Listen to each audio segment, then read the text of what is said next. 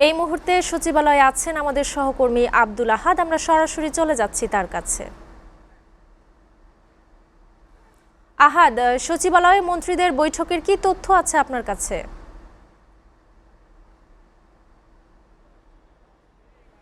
ঈদের 7 দিন ছুটি শেষে আজকে সচিবালয়ে প্রথম কর্মদিবস। আমরা সকাল থেকে দেখতে পেয়েছি যে সচিবালয়ের যেসব কর্মকর্তা কর্মচারী এবং মন্ত্রী প্রতিমন্ত্রীরা রয়েছেন তারা সকাল 9টার মধ্যেই সচিবালয়ে হাজির হন। আর আমার পেছনে যে ভবনটি দেখতে পাচ্ছেন এটি হলো প্রধানমন্ত্রীর কার্যালয়। তিনি মূলত এখানে তৃতীয় তলায় বসেন। সেখানেও আমরা এখানেই দাঁড়িয়েছিলাম। আমরা দেখতে পেয়েছি তিনি 9টার মধ্যেই তার যে কার্যালয়টি রয়েছে সেখানে আসেন এবং এসেই এই কার্যালয়ে যেসব কর্মকর্তা কর্মচারীরা রয়েছে তাদের সাথে ঈদের শুভেচ্ছা বিনিময় করেন। এরপরে আমরা দেখতে পেয়েছি যে IMF এর যে প্রতিনিধি দল তাদের সাথে একটি বৈঠক অনুষ্ঠিত হয়, যেখানে অর্থমন্ত্রী আমির খুসরো উপস্থিত ছিলেন।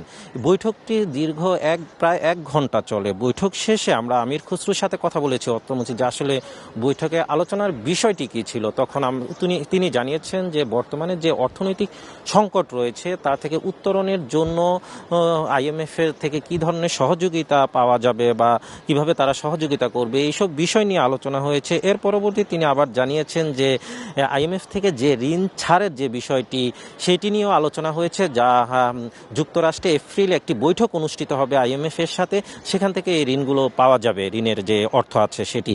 এছাড়া তিনি আরেকটি বিষয় জানিয়েছেন যে সরকারের সঠিক সিদ্ধান্ত অর্থনীতি ক্ষেত্রে তারেক রহমানের সঠিক সিদ্ধান্তের কারণে মূলত এবার ঈদ মানুষ সুষ্ঠুভাবে করতে পেরেছে। তেলের সংকট থাকার ফলেও পরিবহনগুলো যথেষ্ট পরিমাণ তেল পেয়েছে এবং জিনিসপত্রের দাম বাড়েনি। এসব বিষয়ে তিনি আমাদেরকে বলেছেন। এরপরে দেখতে পেয়েছি আমরা প্রবাসী কল্যাণ ও বৈদেশিক কর্মসংস্থান যে প্রতিমন্ত্রী রয়েছে নুরুল হক নুরু, তিনি প্রবেশ করেছিলেন এবং তার সাথেও একটি বৈঠক অনুষ্ঠিত হয়। তার সাথেও আমরা কথা বলেছি। তিনি জানিয়েছেন যে যারা উচ্চ শিক্ষার জন্য বাংলাদেশের যেসব স্টুডেন্টরা রয়েছেন যারা বাহিরের দেশে পড়তে যান তাদেরকে যাতে লোন দেয়া যায় 10 লাখ টাকা পর্যন্ত, এই বিষয় নিয়ে আলোচনা হয়েছে। এছাড়া মধ্যপ্রাচ্যে যে যুদ্ধ চলছে, যুদ্ধের কারণে যে প্রবাসী যেসব কর্মী রয়েছে তাদেরকে যাতে তাদের সমস্যা না হয়, তাদেরকে সুস্থভাবে দেশে ফিরে আনা যায়, এসব বিষয় নিয়ে আলোচনা হয়েছে। আরেকটি বিষয় নিয়ে তিনি জানিয়েছেন যে ইউরোপের যেসব এজেন্সি বাংলাদেশে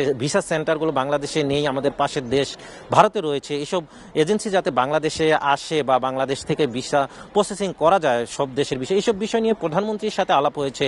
এখন সেখানে রয়েছেন স্থানীয় সরকার মন্ত্রী মির্জা ফখরুল। কিছুক্ষণ আগে তিনি প্রবেশ করেছেন এবং কিছুক্ষণ প্রবেশ করছে, তার সাথে একটি বৈঠক অনুষ্ঠিত হচ্ছে। পরবর্তীতে তিনি যদি গণমাধ্যমের সাথে কথা বলে আমরা জানাতে পারবো আপনাদেরকে আসলে কি নিয়ে আলোচনা হয়েছে। এখন আমি যদি সর্বশেষ বলে থাকি যে ঈদের ছুটি আমেজ শেষে সচিবালয় কর্মব্যস্ত হয়ে পড়েছে, মন্ত্রী MP সচিব থেকে শুরু করে প্রধানমন্ত্রী পর্যন্ত। এই ছিল আমার কাছে সর্বশেষ সচিবালয় থেকে। আহাদ, আপনাকে ধন্যবাদ।